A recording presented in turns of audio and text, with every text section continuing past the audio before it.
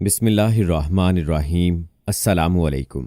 मकतब TV देखने वालों को राव कमर रिजवान नई वीडियो में खुश आमदीद कहता है। दोस्तों, 5000 साल पुरानी हज़रत नूह अलैहिस्सलाम की कश्ती तुर्की से मिल गई।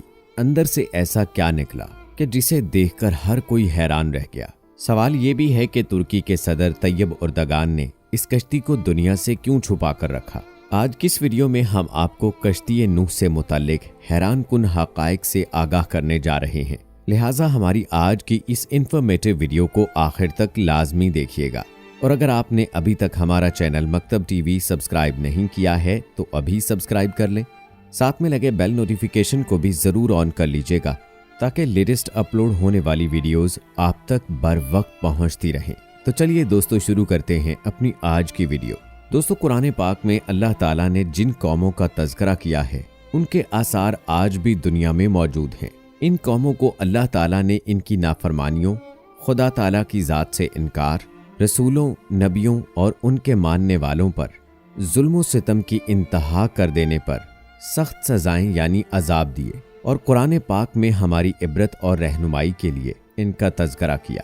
हज़रत नूह अलैहिस्सलाम को आदम सानी भी कहा जाता है क्योंकि आपके ख़ानदान के अफराद और अल्लाह के हुक्म से तैयार की गई कश्ती में मौजूद जानवरों के अलावा हर शय पानी में गर्क कर दी गई थी। हज़रत नूह अलैहिस्सलाम की कश्ती पर 8 अफराद सवार थे। हज़रत नूह अलैहिस्सलाम, आपकी अहलिया, 3 बेटे और बहुएं, बाकी मुख्तलिफ इक़साम के जानवरों की जोड़ियाँ थीं। नूह अलैहिस्सलाम का वाक़या साबका आसमानी किताबों तौरात, इंजील और ज़बूर में भी मिलता है।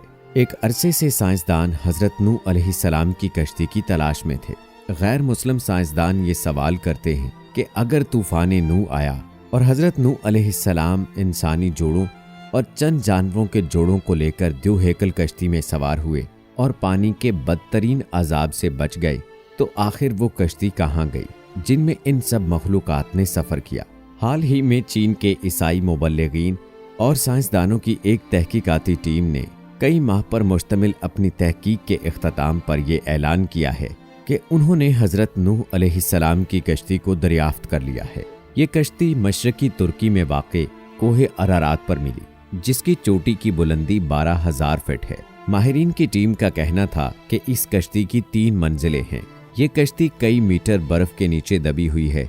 गुज़श्ता 200 सालों से दर्जन से ज़्यादा टीमें हज़रत नूह अलैहिस्सलाम की कश्ती को तलाश कर रही थीं, जिनके बारे में कुरान पाक में आता है कि वो जूदी नामी पहाड़ की चोटी से टकराकर रुक गई थी। दोस्तों, चीनी साइंसदानों की इस तहकीकी रिपोर्ट को अमरीकी साइंसदानों ने मानने से इनकार कर दिया है। उनका कहना है कि कश्ती की लकड़ी के जो नमूने फ्रांसिक के लिए भेजे गए थे वो इतने पुराने नहीं हैं कि इनके बारे में वसूख से कहा जा सके कि ये हज़रत नूह अलैहिस्सलाम के दौर की कश्ती है, जबकि चीनी माहिरीन की टीम का दावा है कि वो 99% यकीन रखते हैं कि ये वही कश्ती है जो हज़रत नूह अलैहिस्सलाम ने 4800 साल पहले अल्लाह के हुक्म से बनाई थी। माहिरीन का कहना है कि इस कश्ती की 3 मंजिलें हैं और इसमें कई बड़े बड़े कमरे भी हैं और इन कमरों में लकड़ी के सतून हैं। अरब अखबारात ने भी इस ज़िमन में सवाल उठाए थे कि क्या ये वाकई हज़रत नूह अलैहिस्सलाम की कश्ती है। अरब अखबारात ने लिखा कि चीनी माहिरीन ने अपनी तहकीक के लिए कुरान पाक की उन आयात का भी मुतालिया किया था जिसमें कश्ती के सफ़र को बयान किया गया। माहिरीन का कहना है कि कश्ती के ठहरने के जिस मकाम की निशानदही की गई वो साइंसदानों को कोहे अरारत की जानिब ले जाती है। गुज़श्ता 20 बरसों में कई साइंसदानों ने कोहे अरारत का दौरा किया। इनमें से कुछ एक ने पहाड़ी पर बनी कश्ती की शक्ल की चट्टान को ही हज़रत नूह अलैहिस्सलाम की कश्ती करार दे दिया, लेकिन चीनी और तुर्क माहिरीन ने पहाड़ के उस बर्फीले मकाम पर तहकीकात की जहां दर्जा हरारत -60 डिग्री होता है और पहाड़ के जिस हिस्से में कश्ती की बाक़ियात दरियाफ्त हुए हैं वो इंतहाई ढलवान और ख़तरनाक है। तहकीक के मुताबिक इस टीम ने 60 मुख्तलिफ मकामात से हज़रत नूह अलैहिस्सलाम की कश्ती का मुशाहिदा किया। ये कश्ती कई जगहों से टूटी हुई है, ताहम मुकम्मल तबाह इसलिए नहीं हुई कि ये बर्फ़ की दबीज़ तह में दबी हुई है। कश्ती टूटी हुई होने की वजह से माहिरीन उसके अंदर दाखिल ना हो पाए। कश्ती का मुआयना करने वाले एक चीनी माहिर का कहना है कि कश्ती का हर कमरा 5 मीटर ऊंचा है। इसमें कोई भी जानवर आसानी से समा सकता था। चीनी माहिरीन ने रेडियो कार्बन टेक्नोलॉजी से कश्ती के टुकड़ों का मुशाहिदा किया और दावा किया है कि ये कश्ती 48,000 साल पुरानी है।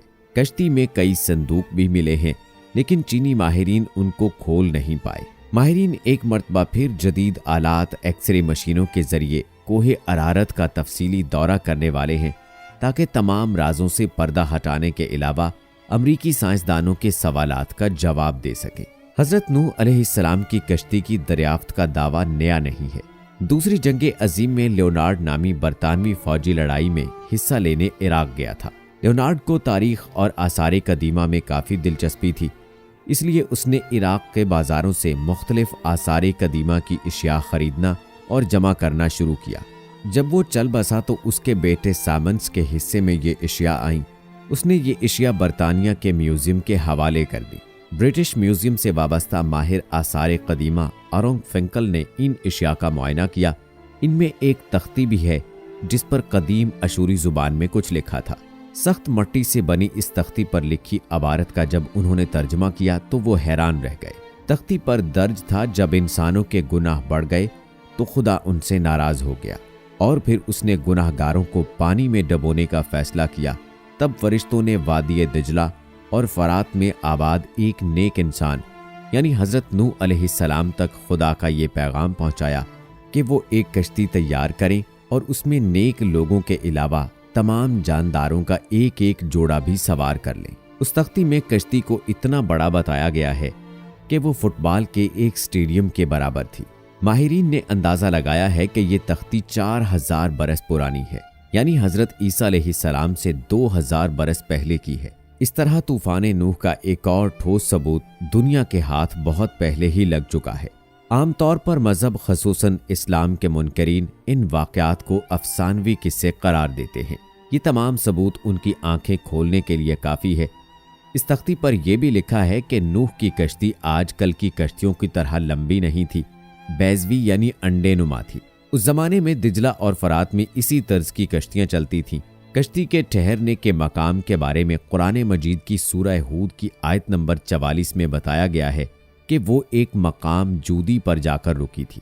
इराक और शाम के कदीम बाशिंदे बाबुल के दौर में ये समझते थे कि कश्ती कोहे करदा पर ठहरी थी। ये मशहूर पहाड़ जजीरा इब्ने उमर के करीब वाक़े है।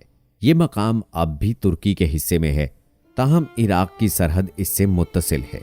मुस्लिम साइंसदानों तारीखदानों ने कोहे करदा को ही नूह की कश्ती का ठहराव का मकाम करार दिया है। इसीलिए ये पहाड़ मुसलमानों में कोहे जूदी के नाम से मशहूर हो गया। ताहम ईसाई मुबल्लिगीन का कहना है कि कश्ती कोहे अरारात पर जाकर रुकी थी।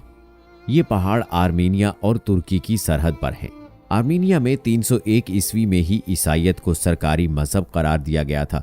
इसीलिए कहा जाता है कि इस मुल्क की अहमियत बढ़ाने के लिए कोहे अरारत को नूह की कश्ती का मकाम करार दिया गया और अब साइंसदानों और माहिरीन ने इस कश्ती को इसी मकाम पर तलाश करने का दावा किया है। कोहे जूदी यानी कोहे करदा वादी दिजला और फरात के करीब है, जबकि कोहे अरारत इस वादी से कई 100 मील दूर है।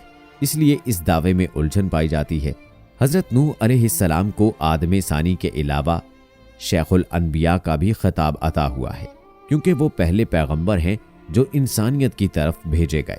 कुरान पाक में हज़रत नूह अलैहिस्सलाम का नाम 73 मरतबा आया है। उनकी उम्र 900 बरस थी। नबियों में आप सबसे तवीलुल उम्र हुए हैं। हज़रत नूह अलैहिस्सलाम मौजूदा इराक में आबाद एक कौम के पास नबी बनाकर भेजे गए थे। जब बहुत वाज और नसीहत के बावजूद भी कौम ने सरकशी ना छोड़ी तो अल्लाह ताला से आपने अपनी कौम के लिए अजाब मांगा। अल्लाह ने आपको एक कश्ती बनाने का हुक्म दिया। 2 साल की मुद्दत में कश्ती तैयार हुई, जिसकी लंबाई 300 गज और चौड़ाई 50 गज, ऊंचाई 30 गज थी। जब अजाब आया तो आसमान से मुसलसल बारिश होने लगी और ज़मीन से चश्मे उबलने लगे। हर शय गर्क हो गई।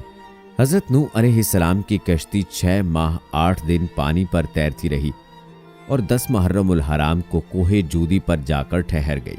कई दिन तक पानी उतरता रहा। इसके बाद जब खुश्की पैदा हुई तो हज़रत नूह अलैहिस्सलाम ने खसरान शहर बसाया और एक मस्जिद बनाई जिसका नाम समानीन था।